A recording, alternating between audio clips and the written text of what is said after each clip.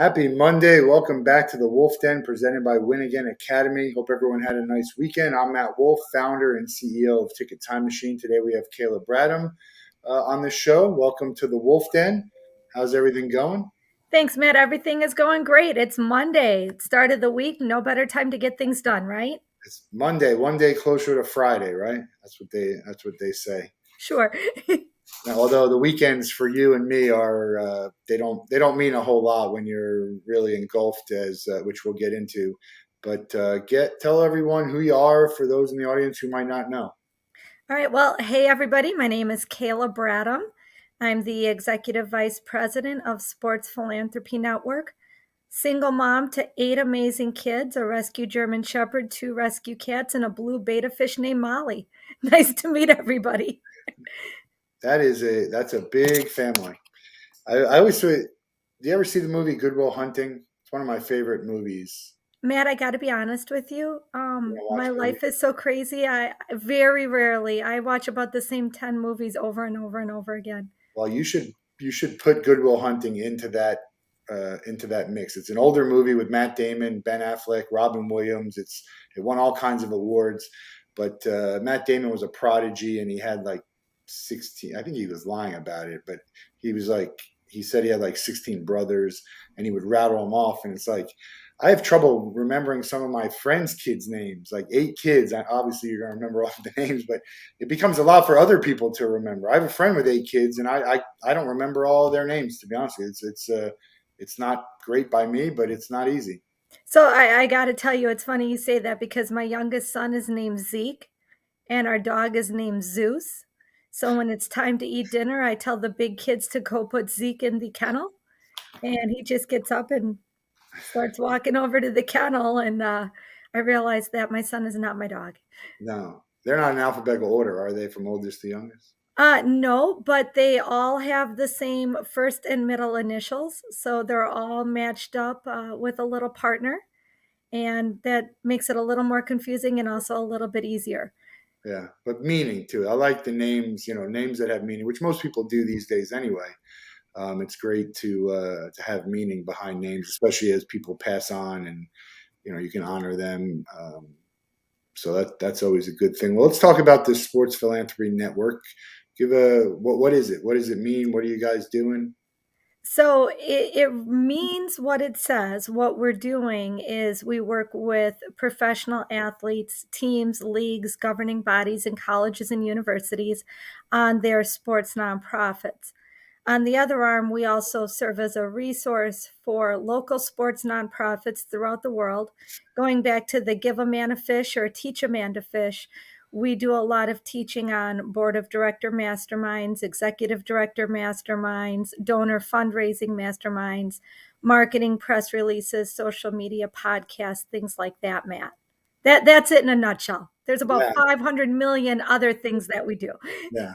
You guys are doing good. You're trying to make the sports world a better place, which in turn makes the world a better place for the people who are involved in it, for the people who are watching it, all of that. Correct? Yeah, you're so right because here's the thing. If an athlete gets caught with a DUI or gets caught in some misdemeanor, that's going to be all over Twitter within 2 minutes, and that's all everybody's going to talk about for 2 days. And there are so many amazing athletes who are doing so much work quietly behind the scenes, and not that they necessarily are even looking for attention, but it's good news, and it's the kind of news that, quite frankly, Matt, I want my kids to hear. I want my kids to look up to the athletes who are creating impact and connecting sports to good. So I think we should talk about it more. Yeah, I want to talk about what happened over the weekend. I was at a music festival, but I saw that Dwayne Haskins had passed, a real unfortunate incident. And there was a lot of controversy around Adam Schefter's comments about the way he did. And I actually understand both sides of it, because I always joke around, and not about death, but when everyone always was the nicest guy ever, and they all did this and that. Whenever someone dies, right? We never hear about this person was a real jerk. He wasn't nice to this. He wasn't nice to that. Now, Dwayne Haskins, by all accounts, was none of that. Right. But it's unfortunate that everything Adam Schefter said was true, but someone like Dwayne deserved better. He deserved better because there's a lot of other people who pass that do deserve that kind of negative aspect of it. And it's I think it's okay to report that in some respects. It just and I don't think there was any ill will done by Adam. It just happened to be that way. But it's just interesting how everyone puts these athletes up on a pedestal, good or bad. But there are some bad actors in everywhere, every walk of life. So what was your feeling when you first saw that and heard about the controversy? Well, so first of all, one of my sweet spots is media ethics. Honestly, Adam's post, it didn't necessarily resonate with me or my style, but frankly, I don't think that anything he said was untrue. Um, I've read a lot of negative comments on Twitter, really calling him out for that. Listen, at the end of the day, news is news. It's short lived. He was reporting the news from his angle, right? And I think it comes to point of view, and Adam Schefter's style is very, this is what it is. It comes from a strictly play calling type of beat. It wasn't out of his character to write what he wrote. At the end of the day, frankly, if you don't want to follow Adam, don't follow him. But that's what you're going to see from his tweets.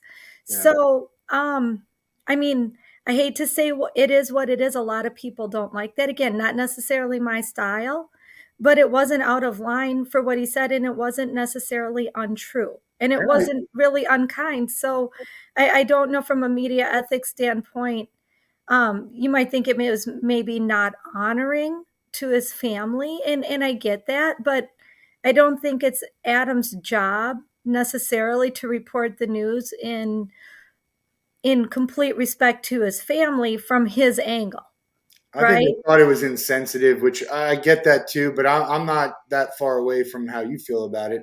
I also think there's value into talking about someone's struggles, which we're going to talk about a ton today. There's value in telling people, look, this guy struggled. He struggled to make it in the NFL. There's no shame in that. Right. I mean, there's 30 quarterbacks starting, 32, and there's backups. That's it. So, and to fight and to go after your dream, and man, he was a great college player, and I Yeah. don't think anyone disputes any of that. So I just think it's I don't think there's anything wrong in a way. It was a little bit insensitive. If you're looking at it a certain way, I guess it is, and I think if people take it that way, that's fine. But again, that's news. I think it was there's a lot worse out there, and I hate that argument that there's a lot worse out there. But it just is. That wasn't that bad in the grand scheme of things. Well, I'm just going to be honest, and it's really probably not appropriate or fair, but from what I've seen, a lot of the negativity towards Adam came from the same people who, if the tables were turned, would be like, don't be a wuss, blah, blah, blah, act like a man, blah, blah, blah, blah, blah.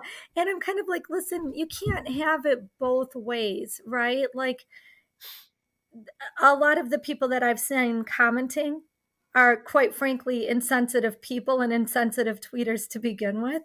So it's kind of like the pot calling the kettle black. Yeah.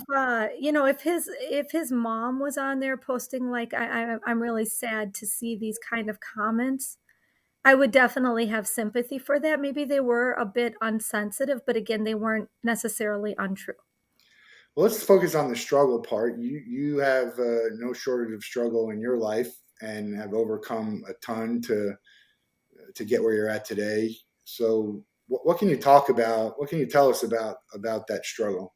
Well, I'm an open book, and I've learned the best way to really capture the heart of somebody is to just be vulnerable. And Matt, honestly, it's not always easy to be vulnerable.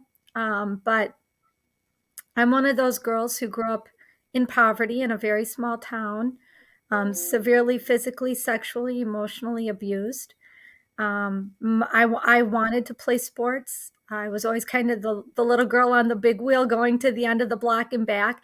And I remember being in grade school, and the teacher hands out on the same day the permission slip for band and the permission slip for softball. So Matt wanted to be the best alto saxophone player, the Chuck Mangione kind of jazzy, whatever. That was me.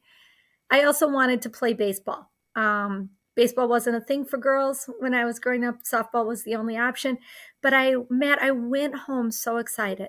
And I give these permission slips to my mom, and she just looks at me, and it was just a blank face. And she's like, money doesn't grow on trees.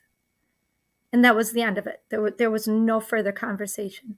So the next day, I go back to school with my unsigned permission slips to give them to my teacher, and tears, kind of streaming down my eyes. And my teacher says, Kayla, what's wrong? And I just looked at my teacher, Matt, and I said, money doesn't grow on trees. And I started crying. And it just hit me at that moment from the lens of a child, just how unfair life felt. That my rich kids whose dads were working at John Deere, were able to go and play travel ball, and I couldn't even get into the rec league over the summer. And I don't know who, Matt, somebody paid my registration fees. Played left field and third base, and honestly, I wasn't that good. I mean, I wasn't hardly good at all, but I learned how to be coachable. I learned what it was like to be on a team, and I had a fantastic summer. I played for the Reds, and it just meant so much to me. And I remember one late afternoon game, I'm standing on third base, and the girl that was up just kept striking out. So I had plenty of time to think. And I thought, when I grow up, I want to do this. I want to make a difference so that other kids who can't afford to play sports can play sports.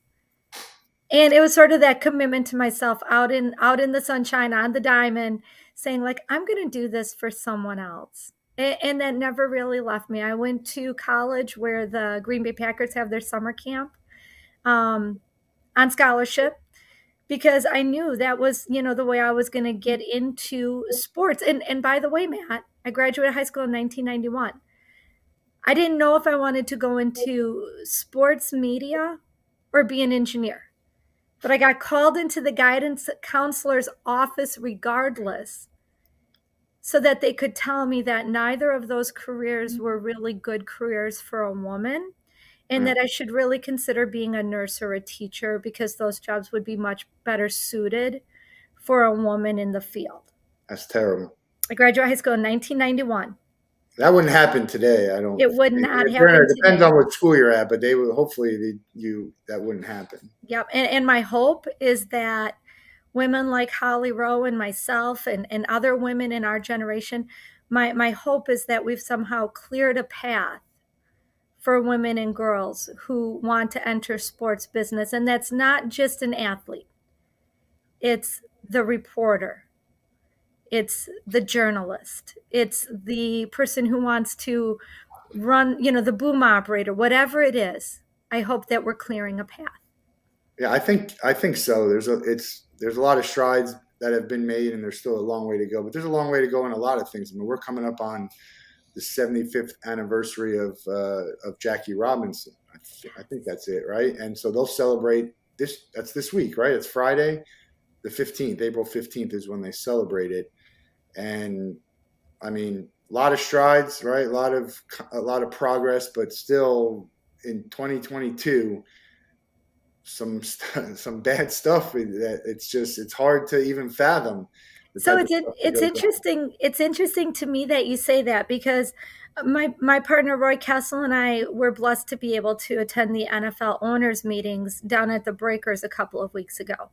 And the NFL really focused on two issues this year for the coming season: their health and safety and DEI. Of course, there were some other issues, right? And to be able to sit down with the committee, the DEI committee, Michael Huey in particular, just a great guy, really with a passion to create equity. And I was able to just sort of ask the committee at the press conference, the 2021 slogan for the NFL was "We run as one," right? I mean, it was at the Pro Bowl, it was in the end zones at different games, whatever. And I said, that's really great. And I think we've crossed the color barrier. It doesn't matter what nationality your teammate is anymore. You'll go into the locker room and no big deal. But we sort of do have this last and final frontier in the NFL, and that's gay athletes. There's only one openly gay athlete in the NFL right now. And I thought it was interesting because I'm at the NCAA March Madness women's tournament, and I'm sitting down with a panel of WNBA athletes, including a transgender athlete. And I'm thinking, wow, we keep talking about how women are behind and women are, behind the men. But in this space, the women have taken the lead. It's okay to be a female gay athlete. Nobody cares. Yeah. So how do the Well, they women expect, you lead the almost charge? expect it. If I was, I'd be like, you almost, because yeah, you just almost expect it for the women soccer players and basketball players and um, volleyball, maybe to some extent. But you're right, it's not accepted for. I don't know why. I play a lot of sports in my life. I never who why would I care? I wouldn't even know. It's like, but I wouldn't care about that. And you would think that someone who was gay would maybe even they'll get more attention for it, even if they're not, if even if it's undeserved based on your playing time. So it's really surprising to me that the men haven't caught up in that. And maybe there's not as many. I don't know. I mean, I'm Jewish too. There's not a lot of Jewish athletes. It's not that we're not coming out saying we're Jewish. We're just who I don't know. So I don't Yeah. know. There's definitely people out there, right? Yeah, and I don't, but don't get me wrong, by any means, by all means, I do not want to assume that if a girl or a woman plays sports that she's gay. Oh, of course not. Yeah, Not anywhere that I want to make that assumption. But it's okay yeah. to be a gay female athlete. Somehow it's still not okay to be a gay male athlete. So I think that's the final frontier in sports for DEI initiatives. And I'm excited to see sort of where the NFL, NBA, NHL, MLB, all of these different areas. I'm interested in watching over the next 2-3 years how they sort of tackle that problem. Yeah, I'm interested to see how they tackle all the issues because I think, and I don't, the word is maybe virtue signaling. It's there's a lot of talk. It's a lot of we're making a commercial, we're doing this, and but how much action is there based on how much talk there is of what they're doing and what they stand for? I don't think there. I think there's more talk than there is action, and I know you guys are fighting to get the action, and it's a fine line because it's hard to call out these people. Like the people who can call them out on something are the ones who need them to want to work with them, and not everyone responds well to being called out, even though it rightly so. So, definitely the business of business is business. The NFL is certainly a business. I think businesses now realize more than ever the importance of corporate social responsibility, right? Um, Frankly, I felt the same way you do for quite a while, like a lot of mouthpieces and not a lot of action. I will say, sitting down at the NFL owners' meetings and meeting some of the people on these committees, the health and safety committees or the DEI committees, they do have their sleeves rolled up. They really are working hard to put plans in place. Um, I hate to say this, like change can't come soon enough and change doesn't happen overnight, right? So I don't want to make any excuses for them. I will say, at least as far as the NFL is concerned, they do have a long way to go, but that's not lost on them and they're not making up excuses for it. They're deep issues and they're very sensitive issues that really do need to be handled the right way to have good positive change and not backfire. So I will say, from my opinion, being at these things, I do believe that the NFL is really doing their part with commitment. It remains to be seen how long it will take, right? Like if you give yourself 30 days to clean your house, it's going to take 30 days. If you give yourself 3 hours, it'll take 3 hours. That is sort of the approach I would like the NFL and the other leagues to take with solving some of these issues. What about change for the sake of change and maybe overcompensating and stuff, solving problems that aren't there? Is there any of that in that world?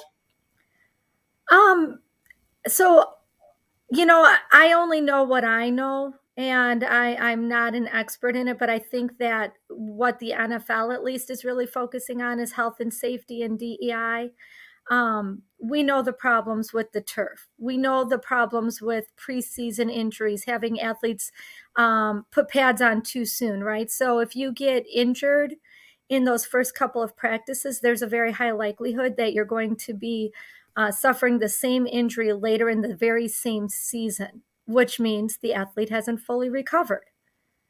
So when we're talking about a very short career span, 3.6 years on average, these are really important topics, right? Like, I don't want any athlete's career to end because of an injury. So, getting turf right, yeah, that's a big deal. Getting concussions right, that's a big deal. Using guardian caps, yeah, that's a big deal. We need to look at these things and we need to take them seriously. I don't think they're really focusing on too many issues. They're focusing on the two, three, four big issues that really matter to the NFLPA and the NFL alumni and the current players. And that's where their focus should be. Where focus goes, energy flows, right? I like that. 2022, very busy year for you to start. You were all over the place, a lot of events. What were you guys doing, and what did you accomplish? And so, what in the course of a year, what do you guys do? Like, I know you yeah. It's been a crazy year. I almost have to grab my phone just to catch up over the last 3 months. But we started with as far as I remember, mid-January United Soccer Coaches Convention. Couple thousand soccer coaches. For me, that's really transferable, right? You need to know how to be a good parent, how to be a good employer, how to be a good team coach. All of those skills transfer through life. So love that. From there, went to the Senior Bowl. Um, great opportunity just to cheer on these young athletes. I mean, it's interesting to me that when you're in high school, you're the best in your school. And then you go to college, and oh man, there's a lot of people who are just as good as you. They're built like you. Maybe they're even bigger than you. They can bench press more than you, right? And now all of a sudden you're not the best. So to see these guys at the combine give it their all, that just makes me so happy. We were at the NHL All-Star game. We were Pro Bowl, East-West Shrine game. The list just kind of What's your goes on main and on. goal? What's your main goal when you're at these events? So really, from a media standpoint, it's highlighting the good. And quite frankly, it's paying attention to the bad. I'll give you an example at the Pro Bowl. And again, we run as one in the end zone, right? But Russell Wilson is out there a couple hours before practices. He's staying after practice. He's out there just working with the kids, signing autographs, shaking hands, kissing babies. And there's other athletes, Matt, that it looks like they can't get off the field fast enough. And when I talk to them and I say, like, hey, look at Russell over there. You look like you're in a hurry to go to the locker room. What charity are you passionate about? And I hear a Pro Bowl athlete say something like, honestly, Kayla, it's great and all, but right now I just got to focus on football. You know what I mean? Like, this is a short career. I got to give it my all now. I'll worry about that stuff later. And Matt, on the one hand, I get it, right? But on the other hand, I talk to so many former professional athletes and they tell me, Kayla, the transition was so hard. I felt so lost. I felt like all of my identity was wrapped up in being an athlete. I didn't know who I was. And I think, Matt, that's the danger. Because if you don't even know what charity or cause you're passionate about, whether it's homelessness or social justice or COVID or making sure little kids can read, whatever it is, if you don't even know what you're passionate about, how in the world are you going to transition out of football or basketball or baseball into the quote unquote real world when you don't even know what you're passionate about? That's dangerous. And Yeah. and that's sad because I talk to drug addicts, alcoholics, people who have lost all their money and are living in three-bedroom ranch houses driving Acuras because they didn't know how to transition out of pro sports. Well, I think that's how we met. It was through Mark Moyer's Win Again club room, or maybe even also Tim Claiborne's locker room. Met you and Roy. I think some other people, maybe Eugene, part of the organization, was in there. And there's a lot. We see that a lot when you talk to these athletes. And there's so many athletes doing great things for themselves, which is great to see, right? It's good to see take care of yourself after your playing days, but also joining into meaningful organizations and causes. And so there's a lot of resources out there. Obviously, you guys are one of them. There's a lot of resources out there to help these athletes. It's a tricky world too because there's people like to associate with athletes and get connected to athletes and try and take advantage of the same. They'll do it to you when you're a high school recruit trying to make it to college, and when you're a professional who's leaving the sports world and trying to get into the next one. But there's a lot of resources out there, which is that's where I met you guys and a ton of other organizations like Every Kid Sports. You guys align with Every Kid Sports a little Yep. bit. Yep. And what you're saying, Matt, is spot on. You just make me think about NIL, right? So I talk to all these college kids. I'm like, so who's your ideal sponsor? And they all tell me, oh, Nike or Adidas. And I'm like, dude, everybody says that. Why you? And they're like, I don't know. I'm really good. And I'm like, so is everybody else. So the same thing I say to college students who want NIL deals, the same thing I'd say to somebody going to the combine or the draft. If you want to get picked up, they want to see a whole and complete person. It's not just your stats. Anybody can watch your tape. But who are you physically, emotionally, spiritually, mentally? They want the whole and complete person. And the best way to do that is to allow and give space for athletes to be whole and complete people. Most of us work 50 hours a week and we still find time to go to worship services, go out on dates with our spouses, fix, whatever needs to get fixed on the car and mow the yard. We're whole and complete people. And usually we can see when there's a problem. The marriage isn't quite right, or things aren't going well at work, or kids not listening and not getting good grades. We can sort these things out. I want the same thing for athletes. I don't want them to be so consumed in their sport that becomes their only identity and they don't see holes and gaps in the rest of their lives. Does that make sense? Oh yeah, absolutely. I mean, you see that a little bit, even the struggle with Tom Brady, right? He's playing for 20 something years. He's goes back to his family in the summer, and then he's like, all right, well, let's go back to football. There's always time. There's time. There's enough time for everything. There is. I don't care who you are.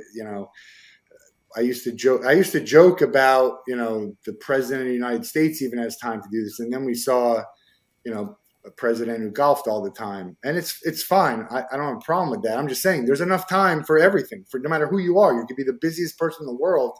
There is enough time to spend time with your family, to spend time on you, to sit back and watch a movie if you want to watch, and to spend time with your family and give a little bit, because time is what we have the most and least of to give, right? We have the most time to give, even if you don't have money. But in the busy scheme of our lives, we don't have a lot of time to give, so it's meaningful when you do give it. So shameless plug, but you walked yourself into it. Ticket Time Machine. I love that because really it's kind of exactly what we're talking about. You're finding a way to preserve time. That's really cool.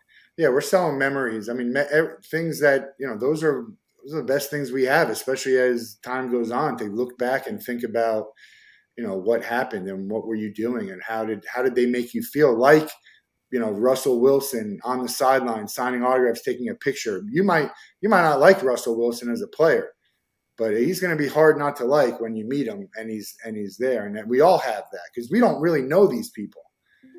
And even meeting him for 3 minutes, you don't necessarily know him. There's people who probably do that, cursing all the way, while they're doing it, but they're doing it.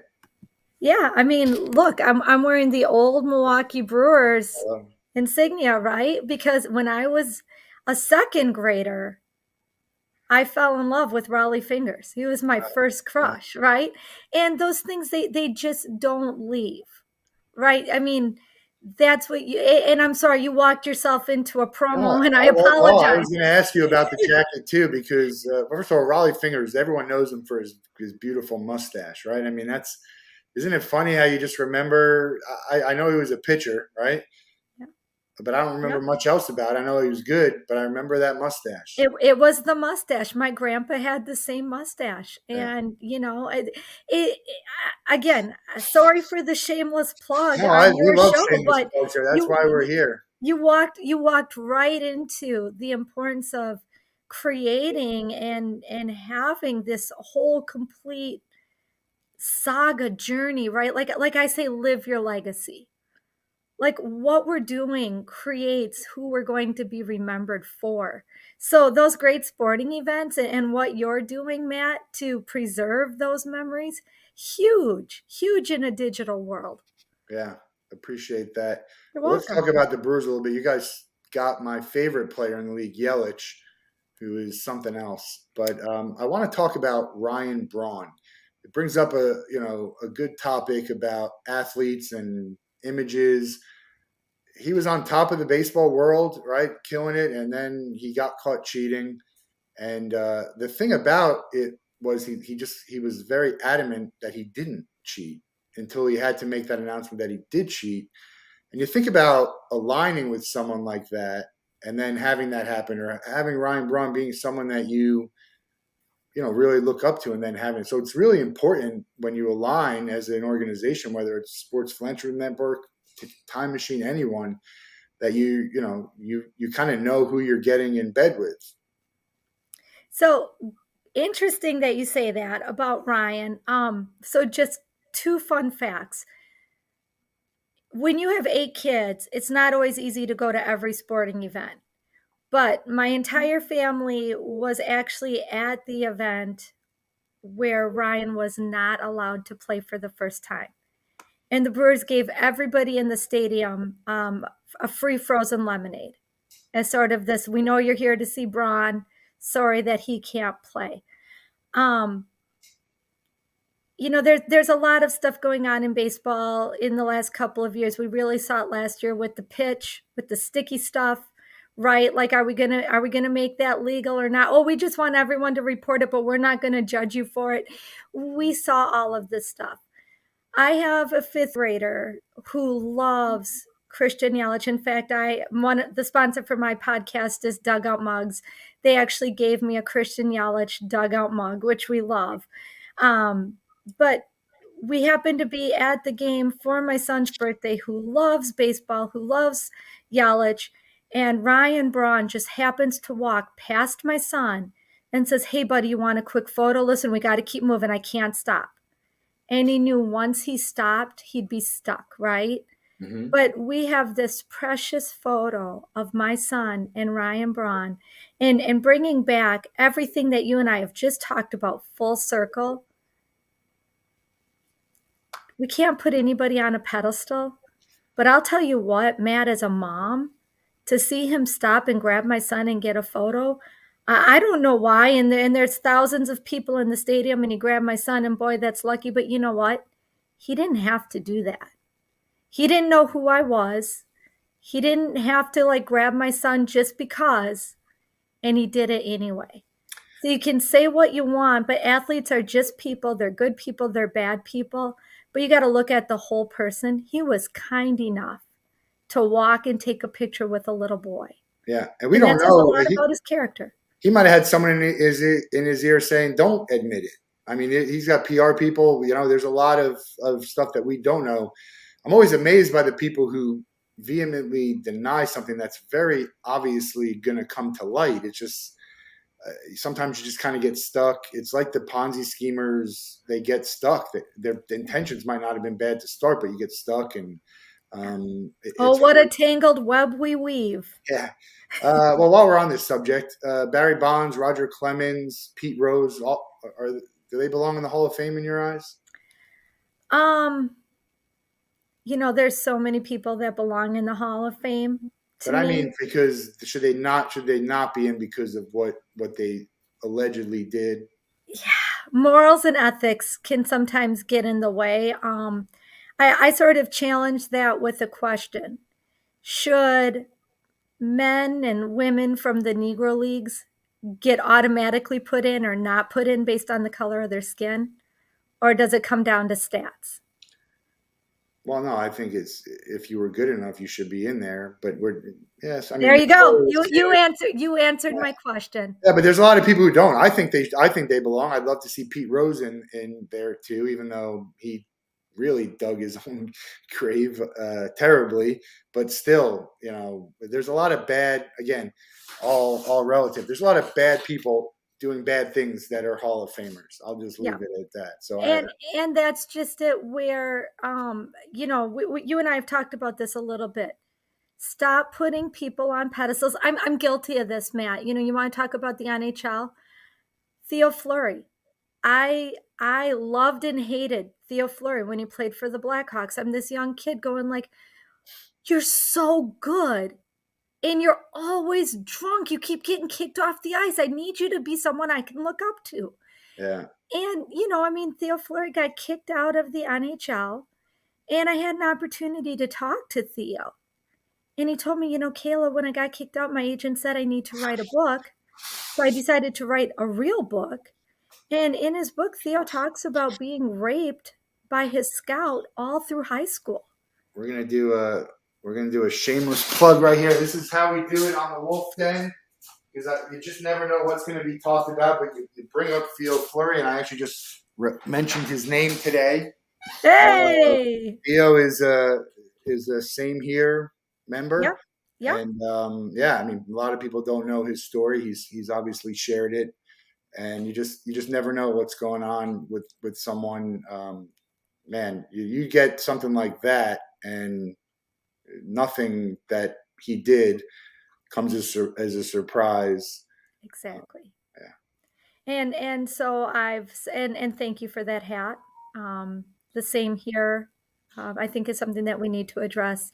But I'll tell you what, Matt, the work that Theo is doing now to make sure that every trauma victim can get counseling for free, that's way more important than winning some Stanley Cup.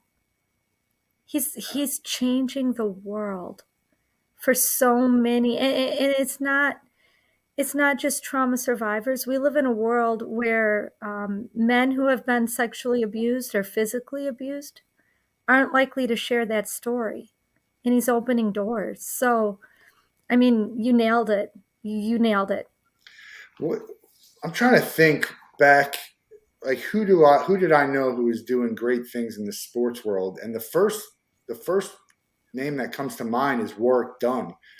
Love That might be work. the first one I really think of an athlete, building houses, and I think we might be connected on LinkedIn. I probably sent a message to see if he wants to come on, but some great stuff he did. And I think he's the first one I can remember.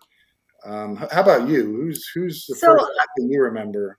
I saw work done. I think I was maybe in my first mid-management job. I went to some John Maxwell or some coaching guru for inspiration on how to be a better leader. And Warwick was one of the speakers, and I heard his story. And again, remember my story. I grew up poor in a single parent home, physically, sexually, emotionally abused. And I heard him speak about raising his brothers and sisters and the work he does. And I just was like, oh my gosh. And really maybe Warwick is one of the first that I remember. And I'm blessed, I've gotten to meet Warwick numerous times and just, when I see him, just to be able to give him a hug and say thank you. He's doing great things. And he's really truly, Matt, one of the most humble guys you'll ever meet. He doesn't like being in the media. He doesn't like the spotlight. In fact, if you notice, most of his social media comes out by the Warwick Dunn Foundation because he doesn't need it. That's not what he's there for. Yeah. He's And my there's age, tons I of think. her. Yeah, I'll be 46 next month, and he's my age. So I remember he was playing when I was in school, and my hated, that's my rival. I'm a Gator, he's a Knoll, Yeah. and man, I hated them. But the second he got out and he gets in the NFL and he starts playing well and starts doing this stuff, it's kind of hard not to let. I'm a big Peyton Manning fan. Peyton Manning played for the Vols. I hated him when he was in college. He gets to the pros and he's the way he plays, the way he is. It's just that's the great thing about sports is Yeah. you love them, you love them, you hate them, and they could be on your team tomorrow, right? Well, You could hate this guy, and they could be on your team tomorrow. I think you bring up such a great point because people always ask me all the time as a woman in sports, who are your favorite teams? And I always have to say, in my life, it's really not so much about teams, it's about players. Because number one, they do get moved all the time. Number two, because I work with so many professional athletes, it's about what are they doing off the field, and that's how you really win my heart. Gilbert Brown was another great example, the gravedigger. He supports almost 50 children's charities. Everybody remembers him from the Packers, right? But there's so many more. Randy Grimes, Daryl Jackson. There's just like I could go on and tell stories for hours that would take days Yeah, about athletes who are doing good to create hope. we had Randy on the Wolf Den. We had Jim Morris on the Wolf Den, who was the rookie. We Yeah. also had Randall from Dugout Mugs. You mentioned the Yeah. supporter of your show, Chris and Randall. Great, Yeah. great guys, great company with Dugout Mugs.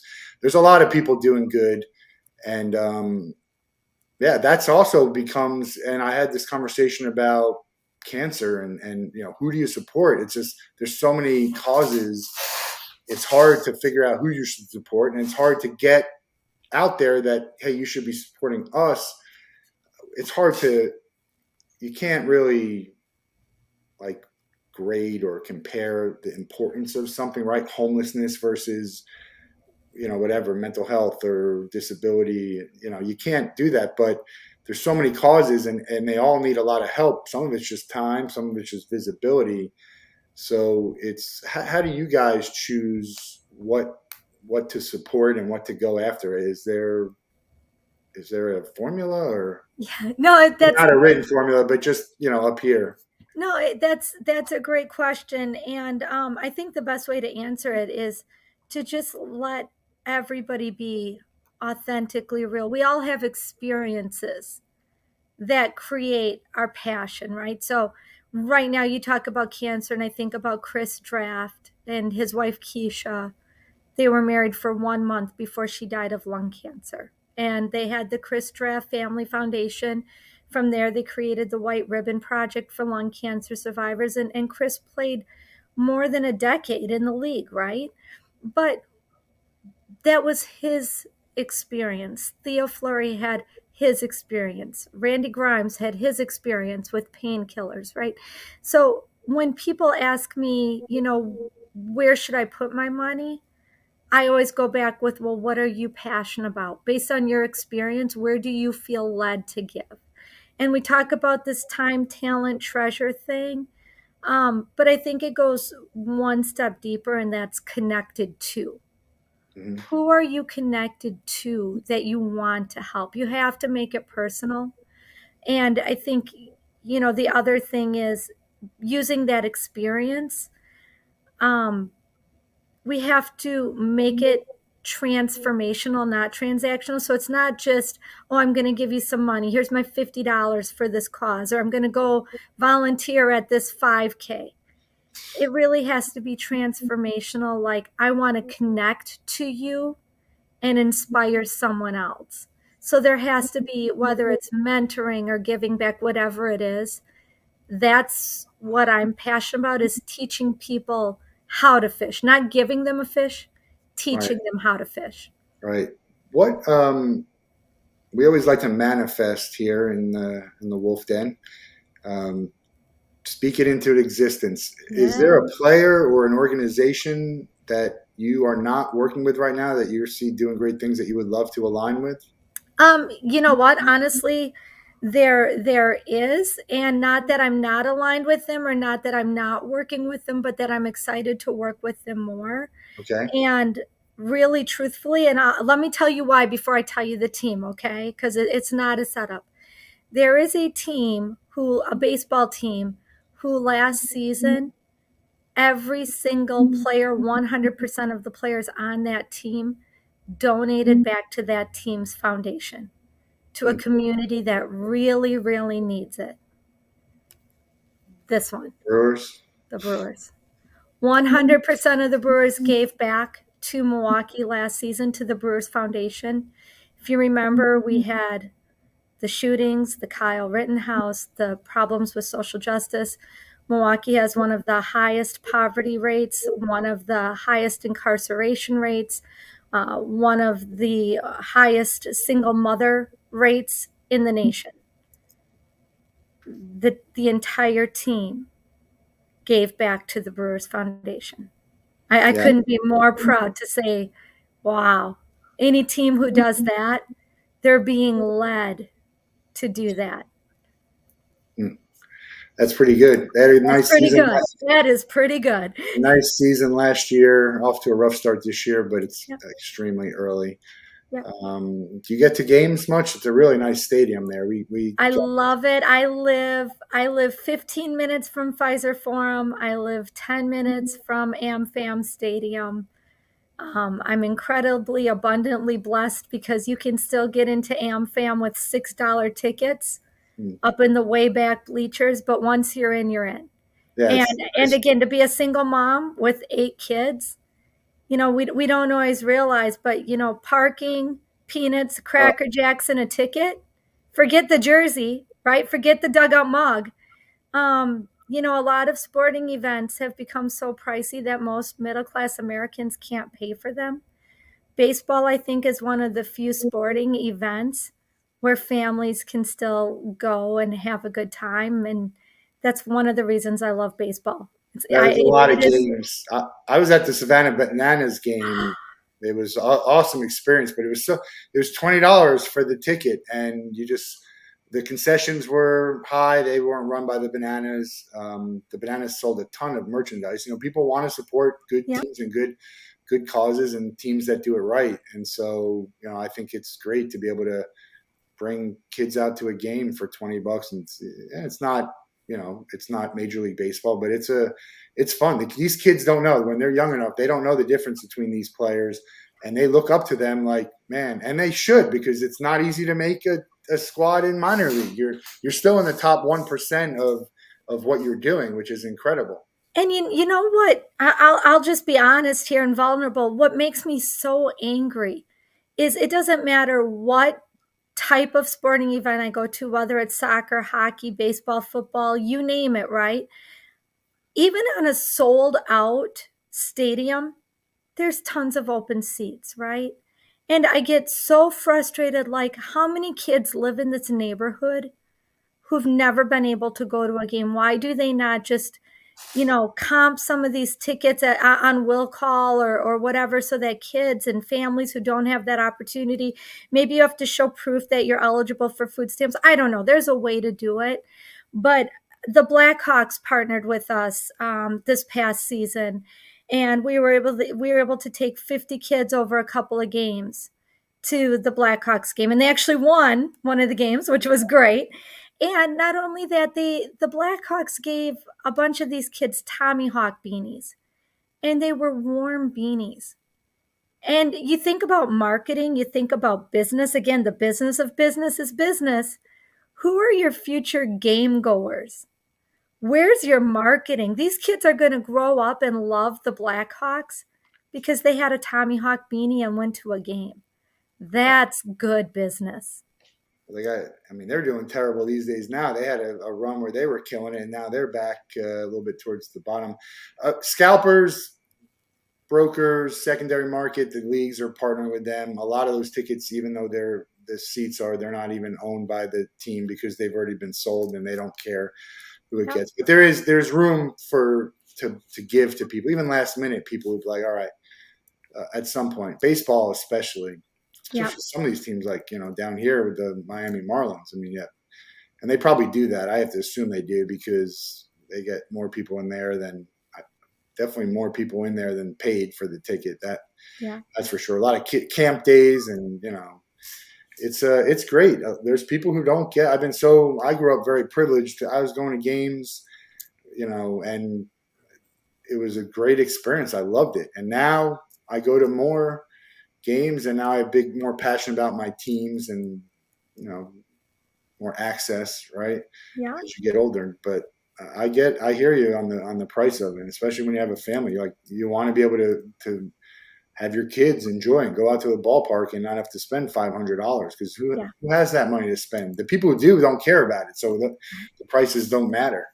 Um, but again, these sports has become much bigger business than it used to be, and they're paying salaries, and the salaries are earned because the teams are earning enough money, but it's I don't know. We'll see where the future takes us. But there's always opportunity, especially because the owners and the teams are making a ton. Not every team, a lot of these teams are making good money to give back, and it's always good to see the ones that do. Well, it's neat that you say that because being at the NFL owners meeting with the owners, our interns created, some calculations of what's actually available on the internet, billions of dollars of net worth, right? And then we look at the amount of charitable giving, and we look at even charitable giving among teams or between teams. And of course, you can only see what's on the internet, right? But when you see the heart of some of these owners or the passion behind some of these team foundations and the people who work for them, it's really neat to sort of compare their giving with their ability to give. Oh yeah, I mean, think about like how did you feel when you saw that Elon Musk gave $3 billion to buy less than 10% of Twitter? Think about that, and even that to me that angers me because first of all, there's no free speech issue on Twitter. It's a matter of people who are. That's a whole nother conversation. Free speech is not a problem on Twitter. It's the people and what they say on Twitter. That's the problem. So, second of all, Elon Musk can't do anything about Twitter with his less than 10%. He went right under the tax thing, which was smart for him. He earned $800 million, which what's he going to do with that money if he, move in markets? There's just so much better that could have been done. And I'm not one to spend other people's money, although I love doing it. But I mean, $3 billion. That's man, that I can think of a lot of good that could be done with $3 billion. And I feel the same way you do. I always say this, I'm nobody to judge how other people spend their discretionary income. Right? That's by definition the word discretionary is at your discretion. This is your fun money, right? So I don't ever want to judge how people spend their discretionary income, but I really hope that I inspire them to use some of that selflessly and to give in any way that they're called. And, I mean, sometimes it's just, buying a coffee for the person behind you. Sometimes it's paying for some little kid's registration fees. And sometimes it's putting a kid through college. I mean, I'm no one to judge, but I do believe, Matt, that the world is a lot better place when we live generously. Yeah, I agree. You know, I think my parents instilled that in me, and I see my family, my sister, and my brother, and we give. We don't have a lot to give, but we give, and you hope that you hope it comes back to you in a way, right? It's not why we do it, but it's nice to get also and get help because we all need help too. Everyone Yes. needs help. Everyone can give help, and that's why I love to elevate and give a platform and not necessarily put on a pedestal, but give some visibility to people who are doing good. And I think there's not enough of that around. The people who aren't necessarily doing good are getting all the attention for whatever reason. And So and I know we're just about out of time, but I think that's really my parting thought is when we give, we connect. And when we connect, we make the world a smaller place. And when the world is smaller, we all become closer and our needs are taken care of and our gifts are abundantly appreciated. That's pretty cool. Let's make the world smaller by connecting. Yeah. How close is the Sports Philanthropy Network to being where they want to be? $2.5 million. We're $2.5 million away. No, it's great. We started this from scratch a little over 3 years ago. Most people who meet us and look at what we're doing and look at the podcast, the websites, think we've been doing it for over 10. And that's a great, great compliment. We've rolled up our sleeves. We put a lot of our own money into this.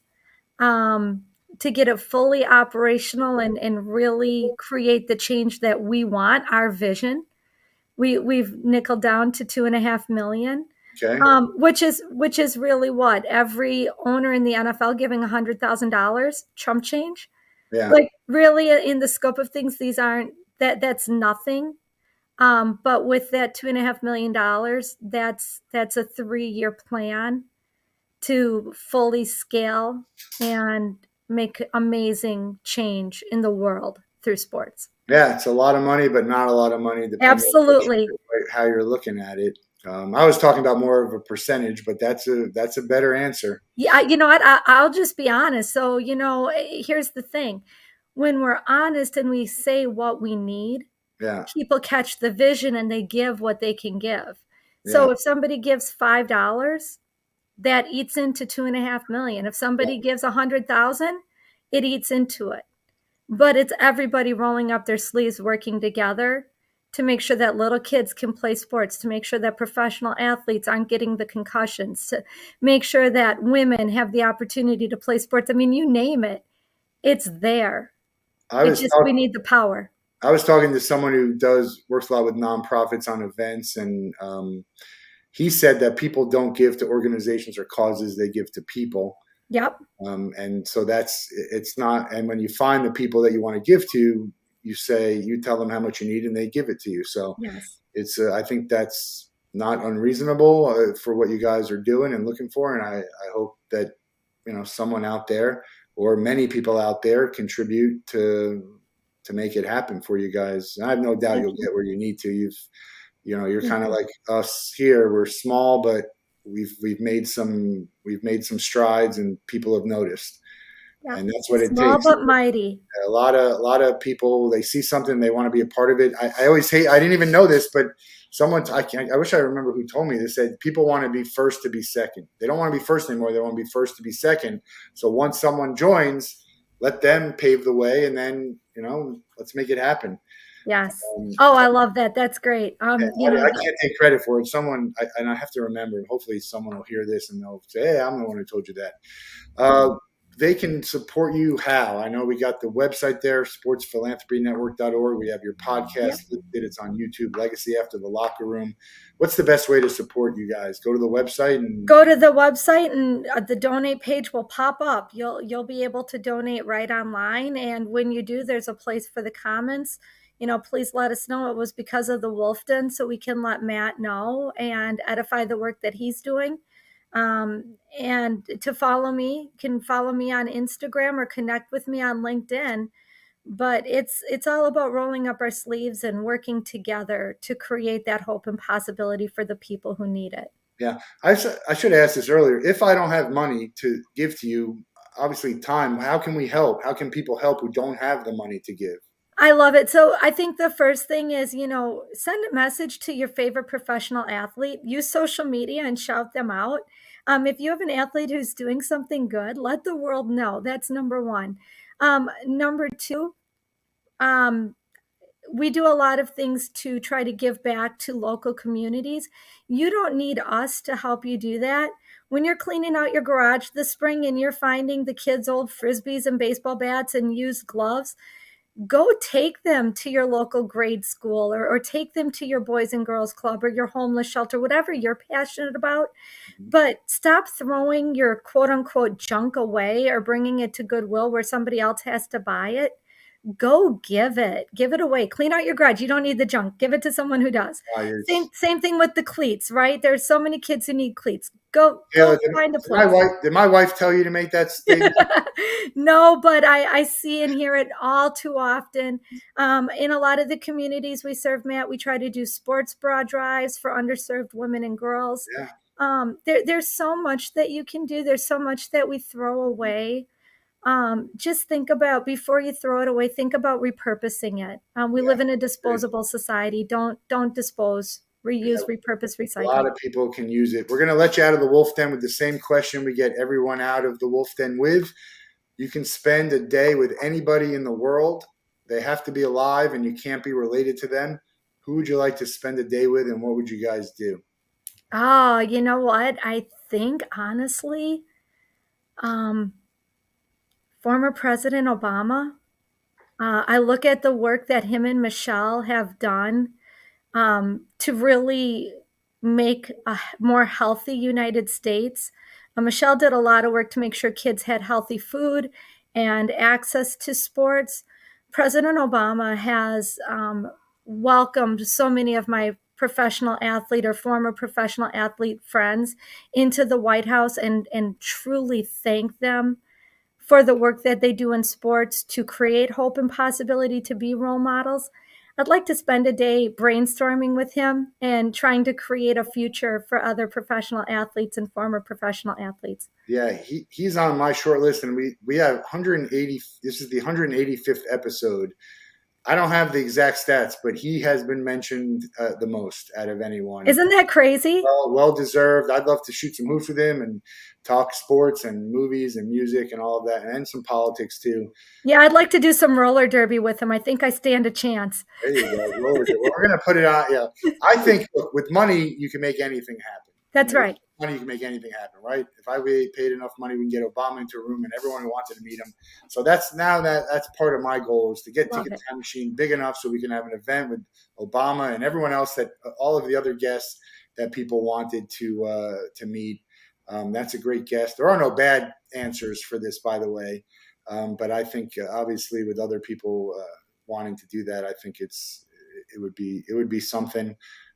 I think if he ever heard about what you were doing, I think he'd love to find a way to help. But there's a lot of good causes out there. You guys have one of them, and the good thing about your cause is that you're helping a lot of causes, right? It's not Thank just you. one. So keep up the great work. Looking forward to meeting you at one of these events. And Roy has been great as well. We got to give a shout out to Roy for all the good that he's done with the network. And yeah, we got some other episodes this week. Tune in and looking forward to seeing what's next for you. Thanks a lot. Thank you, Matt. All right, have a great night, everyone.